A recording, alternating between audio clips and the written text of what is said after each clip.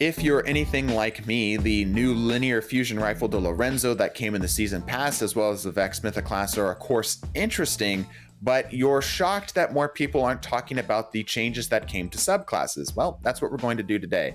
I've spent the last few hours testing some of the stuff that has changed with these new subclass changes, and we're going to give you my opinion as to what I think these changes actually shook out to be.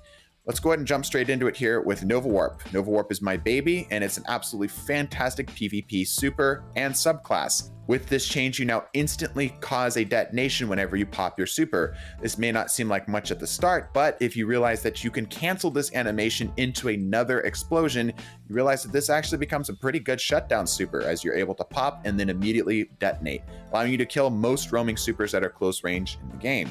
Next big change is that you can actually hold a charge and move a little bit quicker. This won't be super duper noticeable if you're already good with this super, but it will be nice if you're trying to get into position just a little bit better, or maybe trying to get away and backpedal a super that's chasing after you.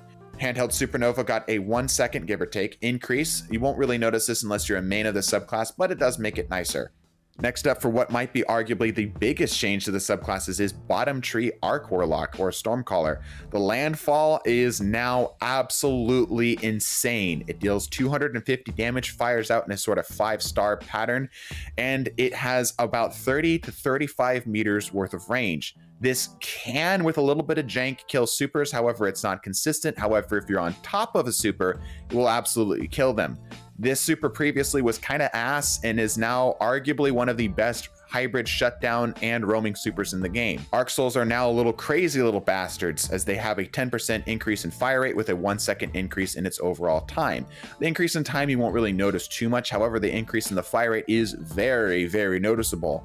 What's also interesting is that if you are running the Getaway Artist, your Arc Souls by default will be the Getaway Artist Arc Souls. And even if you're not an Arc Souls guy, the Electrostatic Surge, which previously just gave you Rift Energy whenever you're near allies, now also grants an increase in movement speed. This movement speed increase is very noticeable. You can see the difference between my sprint and strafing speed here, and then as soon as I get within range of some allies, it bumps up to what might be transversive steps level. If you really want to move around fast and you're in a team-based setting, that is absolutely a fantastic choice. Next up is Chaos Reach, which was one of the few supers that ended up getting any significant nerfs. Chaos Reach now will no longer hit targets around cover as easily.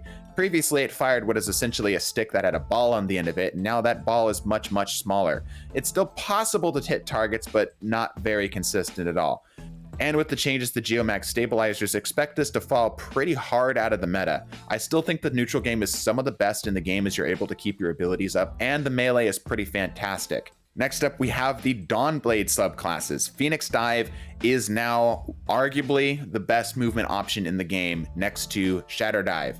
Not only do you get the general hard to hit movement option of Shatter Dive, but you also get a big chunk of health regen. This will be a great option if you're trying to get in and out of areas, but one way or another, if you like being airborne and you like being able to stay alive, this is going to be great for you. Igniting Touch, the melee, is now very, very deadly. The burn is now capable of, with different combinations of exotics such as the Necrotic Grips, killing a target outright. And even if you don't run the Necrotic Grips, you can kill a target by simply firing basically any damage into their body after they're done burning. Next up is Middle Tree Dawnblade, or the Well of Radiance. The Well of Radiance was always an interesting support choice, but it never was really fantastic at countering a lot of stuff. It was generally bullied by all of the other subclasses.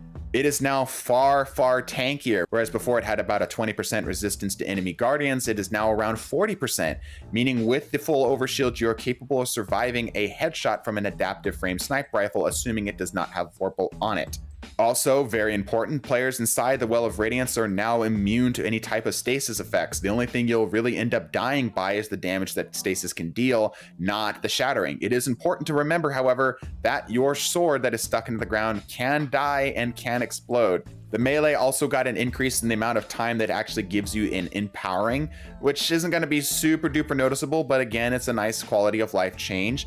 The damage increase, however, is noticeable. It goes from a 20% increase, which is about the same amount of damage that an empowering writ will give, to 25%. If you run a high impact sniper rifle and you get the guiding flame to proc, it is a guaranteed body shot on other guardians that aren't running some type of overshield. Top G Dawnblade Celestial Fire.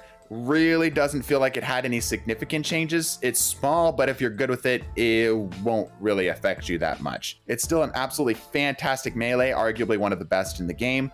A lot of these changes here that you're seeing on screen, I couldn't really get a good way to replicate it, but it's noticeable, but just not so noticeable that I think you're going to see people stop using this as one of their main weapons. Icarus Dash is the biggest change that came to the subclass. You now only get one dodge that comes after every 4 seconds, so you get one big burst of speed rather than an absolute sprint. Under Heat Rises, you can get 2 of these little dodges, but they're very, very slow as Heat Rises generally tries to hold you in the air. Heat Rises itself got a pretty significant rework into how it ends up interacting with the rest of the world. It now goes from a 10-second duration to a 15-second duration, and it also puts you on the map as if you were a vehicle. So if you see a little ball on your radar in PvP, know that it is probably a Guardian floating above you with Heat Rises. It also received an increased timer extension while you get kills with Heat Rises, which is nice. It's always been one of those things that has been difficult to super duper play into, as the rest of the subclass was just so damn good, but I expect a lot more Guardians to actually be using this as a general be in the air and be out of line of sight, rather than an aggressive get in everybody's face tool. Shadebinder received what I can only describe as a beautiful change. The Winter's Wrath super now is more specific as to what targets it will kill outright who are in super. If you're shooting a melee-based super, you will have to freeze and shatter that target twice, as only one shatter will only deal about half their health. Don't kid yourself though, this super is still one of the best roaming / shutdown hybrids in the game, still being just so damn oppressive. Next up, going to Hunters, we're starting with Spectral Blades. This super is now capable of being one-shot headshot even if you're invisible by an adaptive frame sniper, as the overall damage resistance is now much less. This will still be a great roaming super, however, expect better Guardians to be able to shut you down more consistently. Arc Staff got a pretty significant change all around as it lasts a little bit longer. The heavy slam is now increased from 5 to 6 meters. Top Tree Arcstrider's deadly reach now goes from 8 to 10 seconds, which is, again, nice. I don't think you're going to see any super significant changes with it, but a great change regardless. Middle Tree Arcstrider received some very interesting changes, where dealing damage with Tempest Strike, i.e. your slide and uppercut melee, will now trigger Lightning Weave. So if you have damaged a target previously and then you do this uppercut into them, you will then get a wacko amount of reload speed and handling for the duration that it is active. This timer for Lightning Weave can be more or less indefinitely increased whenever you are shooting a target. So effectively, if you damage a target with an arc ability and you're able to keep damage on that target, they will still stay Lightning Weaved until you're done damaging them, meaning that you're going to be able to more consistently trigger this. Next up is Top Tree Golden Gun. 6-shooter now has damaged fall off a little bit further away than it was previously, from 20 meters to 25 meters. Don't expect to really feel this too much outside of some very niche situations, as anywhere outside of around 35-40 meters, you're still probably not going to kill the Guardian on the other side. Next up, we have Middle Tree Blade Barrage, which actually didn't get much of a direct buff, but Bombardiers with the Middle Tree Blade Barrage is insane. Before I get too ahead of myself, Knife Trick is now from 3 to 4 seconds, woohoo. Bombardiers allows you to more or less keep an infinite amount of dodge energy up, assuming you're capable of hitting targets with a Bombardier's burn.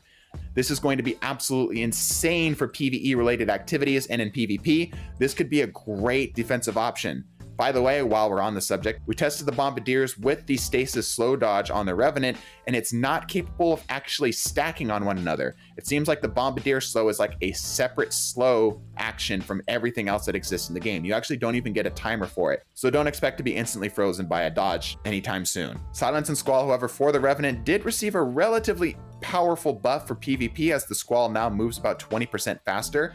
This won't be too noticeable unless you're already used to the normal, well, I guess I should say the previous Squall's movement speed. It's still pretty damn easy to get away from it though, so don't hold your breath too much. Withering Blade did get an increase as well as in projectile speed and tracking, but again, this won't be super duper noticeable. Very subtle changes. As a whole, Revenant will probably still remain as one of the best overall subclasses for PvP, as Shatter Dive is still an absolute bonkers option for shutting down both supers and Guardians in a very, very wide and forgiving area. On to Titans, Middle Tree Striker Titan, or your Missile Titans. Inertia Override, which is the previous ability that gave you bonus damage, now has a 6-second timer on it from 4 seconds. This is overall a 50% change, so it's going to be noticeable, especially if you're used to that 4-second timer. You might be able to squeeze out a few more shots before you actually lose that duration.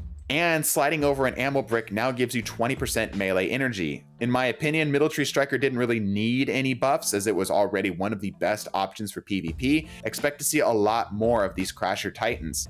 Top and Bottom Tree Striker didn't receive any changes to its neutral game, however its super is getting a little bit of a buff. Fist of Havoc now has a 14% increase in its slam radius. I don't think you'll notice this too much, as generally speaking you're going to be right on top of people when you kill them anyway. The slam attack activation cost was noticeable, however, as we were able to squeeze out just one more slam as we were able to previously. However, in my opinion, the biggest change is to Middle Tree Sunbreaker, and not for the reason that it has listed in the TWAB. Middle Tree Sunbreaker now has the ability to throw its hammer at point-blank ranges, which may not seem like much until you realize that that hammer is capable of giving you your health back, as well as dealing increased damage at a slightly faster throw rate than the normal punch speed. This means that you, if you have your hammer up, can guarantee a win assuming you hit your target with Middle Tree Sunbreaker in PvP, because you can rebind it. By the way, if you're curious, on controller, the way that I am binding it is to be both my ADS button and my melee button. Last subclass change is to Behemoth. Cryoclasm now will allow you to slide through crystals by default. You no longer have to wind it up. This will be nice if you're trying to play a more breach and clear play style, as this does help out significantly. The big changes to the slides, however, will make this a lot easier to punish. So maybe consider running something like the Antaeus wards before you go cryoclasming around the map again. Shiver Strike did get a very nice change. This melee now actually feels like what I feel like it was probably supposed to be from the start.